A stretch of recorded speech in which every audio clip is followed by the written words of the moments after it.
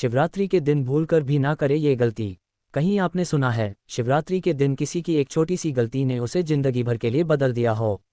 कोई भी व्यक्ति जो शिव के इस महान व्रत को करता है उसके जीवन में एक अनोखा बदलाव आ सकता है।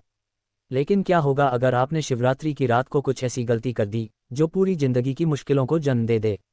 आज हम आपको एक ऐसे रहस्यमय और रहस्यपूर्ण कहानी सुनाने जा रहे हैं जिसे सुनकर आप शिवरात्रि के महत्व को और भी गहरे से समझेंगे।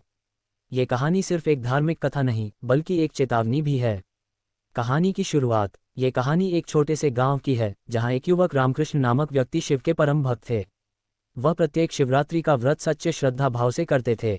हर साल वह इस दिन को बहुत ही श्रद्धा और आस्था के साथ मनाते थे, लेकिन उस साल कुछ ऐसा हुआ जिसे उन्होंने कभी नहीं सोचा था।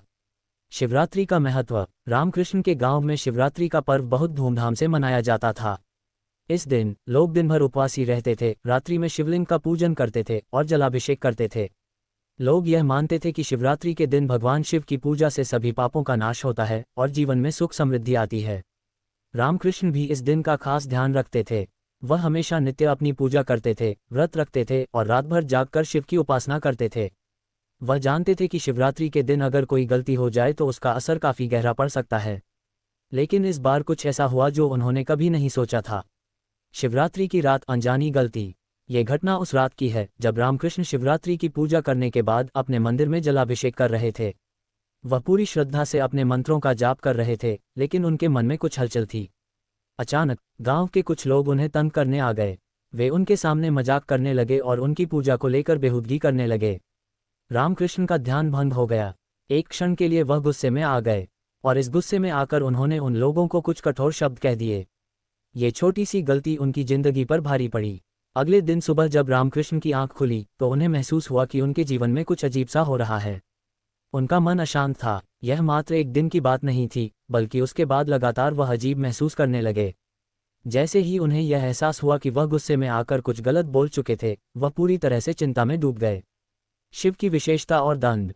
रामकृष्ण को शिवरात्रि के दिन किए गए इस छोटे से कार्य का बड़ा असर दिखने लगा। उन्हें समझ में आया कि भगवान शिव के बारे में कहा जाता है कि वह परम शांति के स्वामी हैं और उनकी पूजा करने का तरीका भी बहुत खास होता है। अगर कोई व्यक्ति गलत शब्दों से शिव का अपमान करता है या गुस्से में आकर कोई गलती करता है तो भगवान शिव उसकी सजा भी बड़ी ही कठिन देते हैं। भगवान शिव की महिमा ऐसी है कि वह किसी भी तरह से अनादर या गलत व्यवहार को सहन नहीं करते। यही कारण है कि रामकृष्ण को धीरे धीरे यह अनुभव होने लगा कि उनके जीवन में सब कुछ गड़बड़ हो रहा है।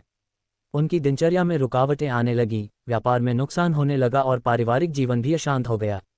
वह हर पल इस बात पर सोचते रहे कि आखिर ऐसा क्या हुआ जिसने उनका जीवन इस कदर बदल दिया। तभी एक योगी का आगमन। रामकृष्ण की इस स्थिति को देखकर एक दिन गांव में एक योगी पहुंचे। ये योगी बहुत ही ज्ञानवर्धक और साधु थे। उन्होंने रामकृष्ण को देखा और तुरंत समझ लिया कि उनके जीवन में कुछ गड़बड़ है। योगी ने रामकृष्ण से पूछा, क्या तुम शिवरात्रि के दिन कोई गलती तो नहीं कर बैठे? रामकृष्ण चौंक गए। उन्होंने कहा, आप कैसे जानते हैं? क्या मेरी स्थिति से यह साफ जाहिर हो रहा है? योगी मुस्कुराए और बोले, जी हाँ, तुम्हारे जीवन में जो उलझने हैं वह एक छोटी सी गलती का परिणाम है। शिवरात्रि के दिन की गलती का महत्व। योगी ने रामकृष्ण को समझाया, शिवरात्रि के दिन पूजा करते समय ध्यान रखना चाहिए कि आप मानसिक और शारीरिक दोनों रूप से शुद्ध और शांत रहें। गुस्सा, द्वेष या क्रोध शिव के लिए बेहद अप्रिय हैं। शिव के बारे में यह मान्यता है कि वह सिर्फ आस्थावान और निराकार भक्तों को ही अपना आशीर्वाद देते हैं। अगर आप पूजा के दौरान गुस्से में होते हैं या किसी को हानि पहुंचाने का भाव रखते हैं तो ये शिव के अनुग्रह के विपरीत है। रामकृष्ण को योगी की बात समझ में आई। उन्होंने तपस्वी से पूछा, तो मुझे क्या करना चाहिए? मुझे शिव की कृपा पाने के लिए क्या उपाय करना चाहिए? शिव के आशीर्वाद की प्राप्ति। योगी ने रामकृष्ण को बताया, तुम्हें अपने गुस्से और क्रोध को शांति से दूर करना होगा। शिव की उपासना में संयम, समर्पण और शुद्धता बहुत जरूरी है। तुम्हें अगले शिवरात्रि पर पूरी श्रद्धा के साथ शिवलिंग का पूजन करना होगा। साथ ही शिव के मंत्रों का उच्चारण और शिव के प्रति समर्पण का भाव तुम्हें पुनः प्राप्त करना होगा। तभी तुम अपनी गलती का प्रायश्चित कर सकोगे। शिवरात्रि के दिन की गलती से प्रायश्चित। रामकृष्ण ने योगी की बातों को दिल से माना। वह अगले शिवरात्रि पर पूरी श्रद्धा और समर्पण के साथ पूजा करने गए। उन्होंने अपना गुस्सा त्याग दिया और शिव के प्रति अपनी भक्ति को निखारा। धीरे धीरे उनका जीवन सुधरने लगा। उनकी परेशानियां कम होने लगीं, व्यापार में लाभ होने लगा और उनका पारिवारिक जीवन भी खुशहाल हो गया। कहानी का निष्कर्ष। ये कहानी हमें ये सिखाती है कि शिवरात्रि के दिन जो भी गलती करते हैं, चाहे वह गुस्से में हो या किसी और रूप में, उसका असर जीवन पर जरूर पड़ता है। इसलिए हमें इस दिन विशेष रूप से मानसिक शांति, संयम और आस्था से पूजा करनी चाहिए।